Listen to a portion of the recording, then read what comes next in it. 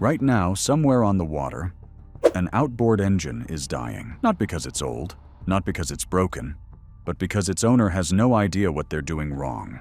I've torn apart hundreds of outboards, Yamahas, Mercurys, Suzukis, engines that cost more than some cars, and most of them were dead before 2,000 hours, corroded, seized, destroyed by mistakes their owners made every single day without even knowing it.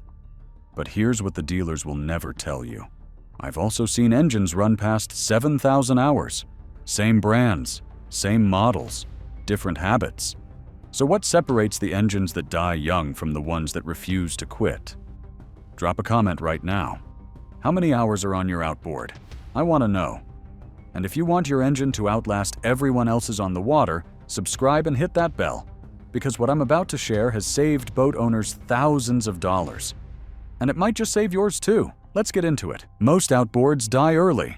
These 10 habits will take yours past 7,000 hours. The marine industry has a secret it doesn't want you to know. And that secret is costing boat owners thousands of dollars every single year. According to industry data, the average recreational outboard accumulates between 50 and 100 hours per year. Most get replaced within 10 to 15 years, often with fewer than 1,200 hours on the clock. That's a fraction of what these engines are actually capable of. Yamaha's own internal engineering targets suggest their four-strokes can handle well over 3,000 hours under proper maintenance. Some push far beyond that. So why are salvage yards filled with engines that died young? The answer isn't engineering, it's habit. And today, we're going to break down exactly what separates the engines that barely survive from the ones that seem to run forever. Let's start with habit number 10. And it's one that almost every boat owner thinks they're already doing right. Flushing your outboard after saltwater use sounds simple enough. Hook up the muffs, run some water through, call it a day. But here's what most owners don't realize. The way you flush matters more than whether you flush at all. I've pulled thermostats out of engines that were supposedly well maintained. Engines whose owners swore they flushed after every single trip. And what did I find inside? Salt crystite. White calcium deposits packed into the cooling passages like cement. The thermostat housing was completely blocked. Water couldn't circulate, and the engine was running hot without the owner ever knowing it. Here's what's actually happening when you do a quick 3-minute flush. The water runs through the main cooling channels, the big, easy passages, but it barely touches the narrow passages where salt loves to hide. The thermostat housing, the cylinder head jackets, the tiny channels that feed the telltale stream. Those areas need time, they need sustained flow. And a quick rinse doesn't cut it. The rule in my shop is simple. Engine running, flush adapter connected, 15 minutes minimum at idle. Not 5 minutes. Not until the water looks clear. 15 full minutes. That's how long it takes for fresh water to actually circulate through the entire cooling system and dissolve the salt before it hardens. And if you keep your boat anywhere near salt water, even if you're running in brackish conditions, run the engine in a freshwater tank once a month. Full circulation. That's what charter captains in the Florida Keys do to keep their engines running past 5,000 hours, while weekend warriors are replacing water pumps at 400. A proper flush costs nothing but time. A clogged cooling system costs $2,800 or more for a powerhead replacement. The math is simple. But here's the thing. Even a perfect flush won't save your engine if you're torturing it every single time you start it up. And most owners are doing exactly that without even realizing it. Habit number 9 is about warm-up. And this one makes mechanics cringe. You know the guy who fires up his outboard and immediately slams the throttle forward? Maybe you are that guy. No judgment, but that habit is destroying your engine from the inside out. When your engine is cold, the oil hasn't fully circulated through the system. The metal components, pistons, cylinder walls, bearings, haven't expanded to their proper operating tolerances. Everything is tight, everything is dry, and when you hammer the throttle in that state, you're essentially grinding metal against metal with minimal lubrication in between. Yamaha's internal service bulletins, the documents they send to dealerships, not to customers, have a term for this. They call it cold start damage. It refers to the micro-scoring that happens on cylinder walls when pistons move under load before adequate oil film has formed. And it's one of the leading causes of compression loss in 4-stroke outboards under 2,000 hours. The fix for cold start damage is almost embarrassingly simple. Start the engine, let it idle in neutral for 2 to 3 minutes. In cold weather, extend that to 5 minutes. Don't touch the throttle until the engine reaches stable operating temperature. It's boring. It feels like wasted time. But those 2 or 3 minutes of patience will add thousands of hours to your engine's lifespan. The owners running outboards past 6,000 hours aren't doing anything magical. They're just waiting for the oil to do its job before asking the engine to work. Now, speaking of oil, if you're following the manufacturer's recommended change interval, you're making a very expensive mistake. And that brings us to habit number 8.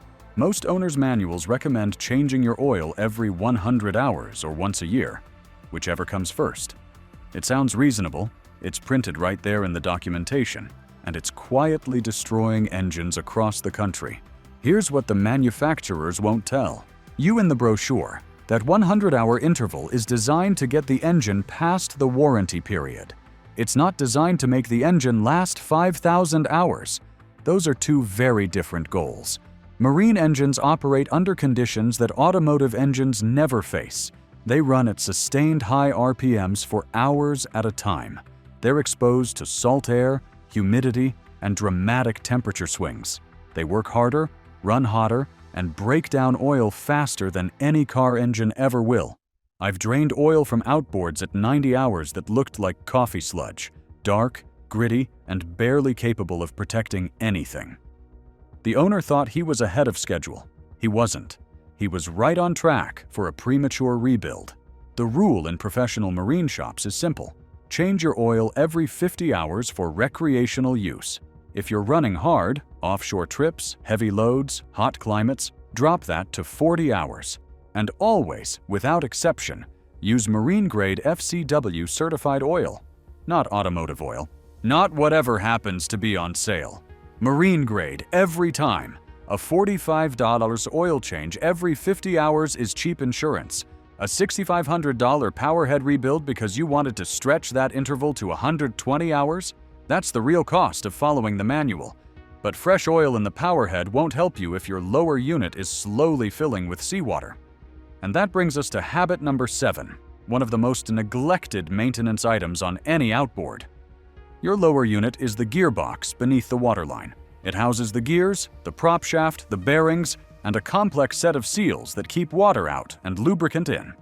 It's also one of the most expensive components to replace, and most owners never check it until something catastrophic happens. Lower unit oil doesn't just lubricate the gears, it protects them from corrosion, dissipates heat, and cushions the constant shock loads that come from the propeller. When water gets past a worn seal, and eventually it will, that oil turns milky. And milky oil doesn't protect anything. It accelerates the destruction. I've seen lower units fail completely at 600 hours, not because of manufacturing defects, but because the owner never once checked the gear oil. Water intruded through a worn prop shaft seal, emulsified with the lubricant, and turned the gearbox into a $3,200 catastrophe. The check takes 2 minutes. Every 25 to 50 hours, remove the lower drain plug and let a small amount of oil drip out. Look at the color. Clean gear oil is amber or honey brown. If it's milky white, you have water intrusion. If you see metallic flakes, you have gear wear. Either condition means you've caught a problem early, and catching it early costs $200 in seals. Missing it costs $3,000 in gears. Charter operators in saltwater environments check their lower units weekly. That's why their engines survive to 6,000 hours, while recreational owners are replacing gearboxes at 1/200. 2 minutes of inspection every few weeks. That's all it takes to protect one of the most expensive components on your outboard. And if you're not doing it, you're gambling with money you can't afford to lose. Now let's talk about something hiding in your fuel tank right now. Something that's quietly eating your engine from the inside. Habit number 6 is about fuel stabilization. and ignoring it has destroyed more outboards than most owners realize. Unless you're buying ethanol-free marine fuel, and let's be honest, most of you aren't, every tank you fill contains E10. That's gasoline blended with 10% ethanol, and ethanol is poison for marine engines. Here's the chemistry. Ethanol is hygroscopic, which means it attracts and absorbs moisture from the air.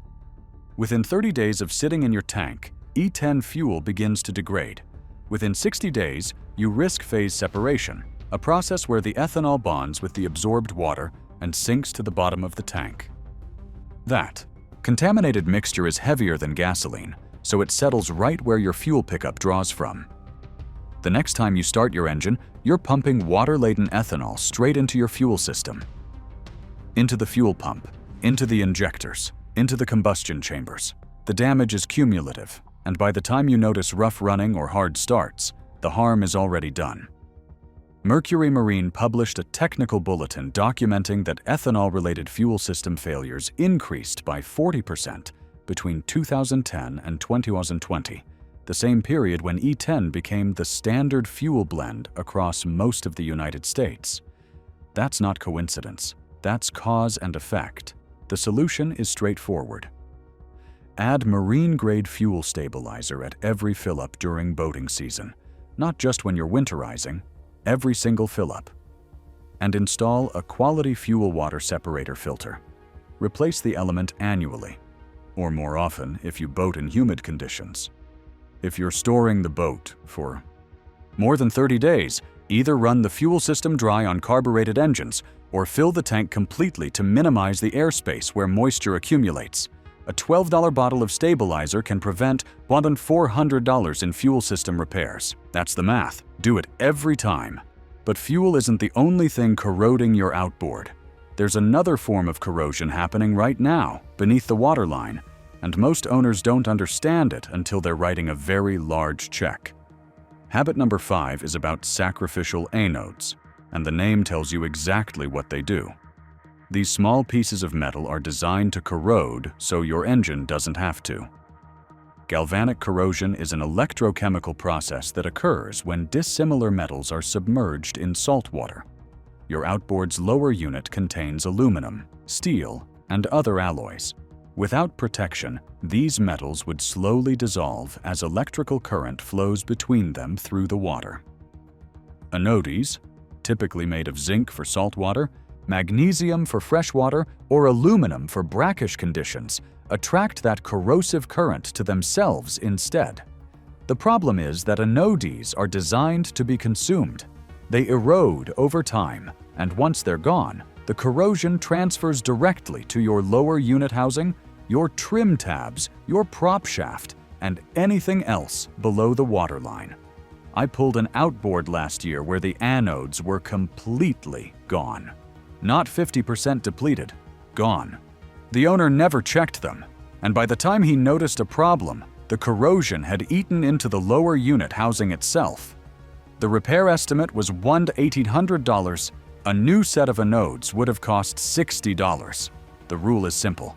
Replace anodes when they reach 50% depletion, not 80%. Not when you finally remember. 50%. Inspect them every 50 hours in saltwater, every 100 hours in freshwater. Use the correct type for your water conditions, and understand that anodes are not optional maintenance.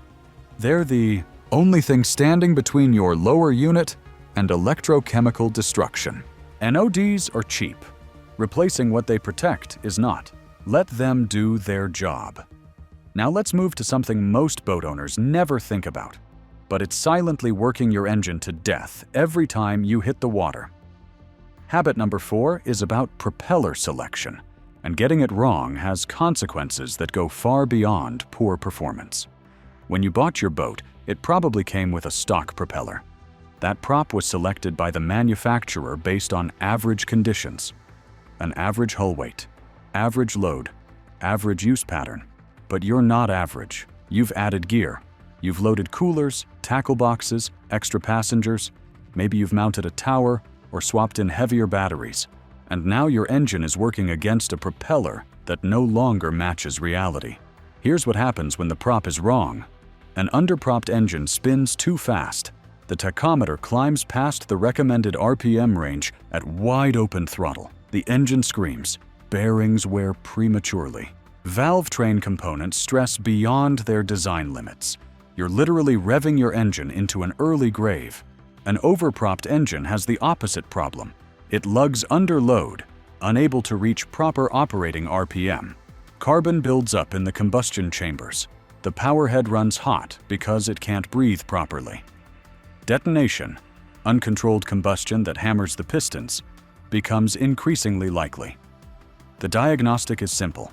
At wide open throttle with your typical load, your engine should reach the upper end of its rated RPM range.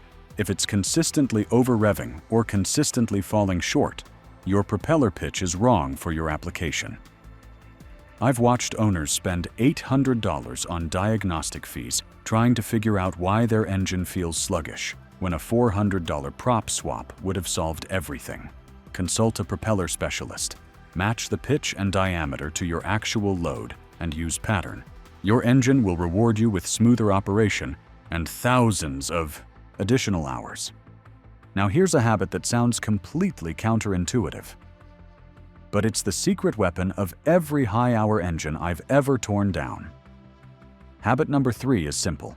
Run your engine, even when you're not using the boat. It sounds backwards. Surely an engine that sits idle is an engine that's being preserved, right? Wrong. Engines that sit too long deteriorate faster than engines that run regularly. When an outboard sits for weeks or months without running, bad things happen inside. Seals dry out and lose their flexibility. Gaskets shrink and lose their memory. Fuel oxidizes and turns to varnish, coating the inside of your fuel system with gummy deposits. Moisture condenses inside the power head, promoting corrosion on internal surfaces that should never see water. Consider the math. Charter boats in commercial service run 1,500 hours per year or more. Many of them survive past 7,000 total hours. Recreational boats run 50 to 100 hours per year and often die before reaching 2,500. The engines that run more last longer. It's that simple. If you can't get your boat on the water regularly, run the engine on a flush adapter for 15 to 20 minutes at least once a month. You're not trying to put load on it, you're trying to circulate oil, move the seals, and burn off accumulated moisture. It's preventive medicine for an engine that would otherwise sit and rot. And when it comes time to store the boat for winter or an extended period, don't just park it and walk away. Fog the cylinders with storage oil, stabilize the fuel. Change the lower unit oil so contaminated lubricant doesn't sit against the gears for months. The 30 minutes you spend preparing for storage will save you 30 hours of repairs when spring arrives. Engines are machines designed for motion. Let them move. Habit number 2 is something most owners overlook entirely, but it separates the amateurs from the professionals. Keep records. Detailed records, because your resale value depends on it.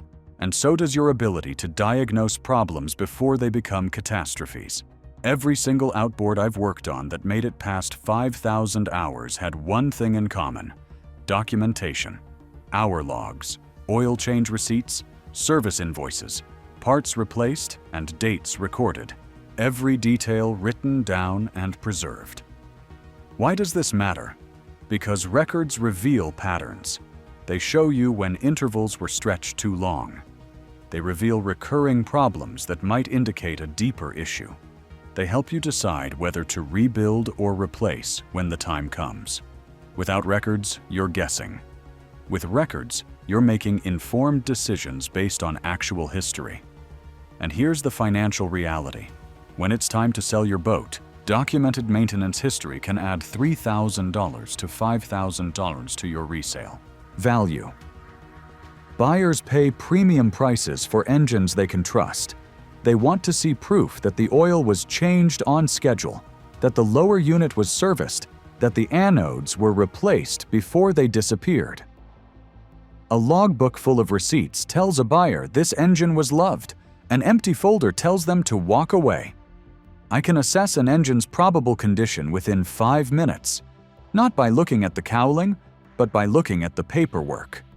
If an owner can't tell me when the water pump impeller was last changed, I already know what I'm going to find inside. Buy a waterproof logbook, keep it on the boat. Record every service, every hour, every observation.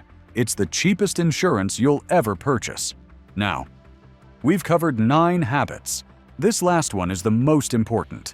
It takes 30 seconds, costs absolutely nothing, and I've watched owners ignore it and destroy $4,000 lower units in a single afternoon. Habit number 1, trim up in shallow water. Every single time. Your eye. Idling through a channel. The water looks a little skinny. You slow down and figure you'll be fine. But you leave the engine trimmed down, prop spinning just beneath the surface, lower unit fully extended below the hull. And then it happens. The prop catches a sandbar. The skeg strikes a submerged rock.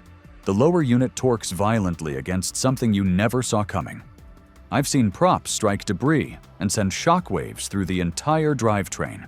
Bent prop shafts, cracked lower unit housings, destroyed gears. All because the owner couldn't be bothered to press the trim button. The habit is simple. In any water where you cannot clearly see the bottom, trim your engine up. If you're idling through shallow areas, tilt that lower unit as high as possible while maintaining steerage. Yes, it's slower. Yes, it requires attention. And yes, it will save your lower unit from the strike that ends its life. Skeg damage alone runs $600 to repair. A bent prop shaft costs $1,200. A destroyed gearbox? $3,500 minimum. All of it preventable with one button. The owners who run engines to 7,000 hours aren't luckier than you. They're more careful. They understand that every minute in shallow water carries risk, and they manage that risk instead of ignoring it. So here's the truth the marine industry won't advertise. These 10 habits cost almost nothing. A few extra minutes for a proper flush. A $45 oil change at 50 hours instead of 100. 30 seconds to trim up when the water gets thin. An outboard engine is just a machine. Aluminum, steel, and oil. But in the right hands, it becomes something more. It carries families across open water. It brings fishermen home through rough seas. It survives seasons, storms, and years of hard use. The difference between an engine that dies at 1/500 hours and one that runs past 7,000 isn't luck. It isn't the brand. It isn't the price tag. It's stewardship. And that choice belongs to you.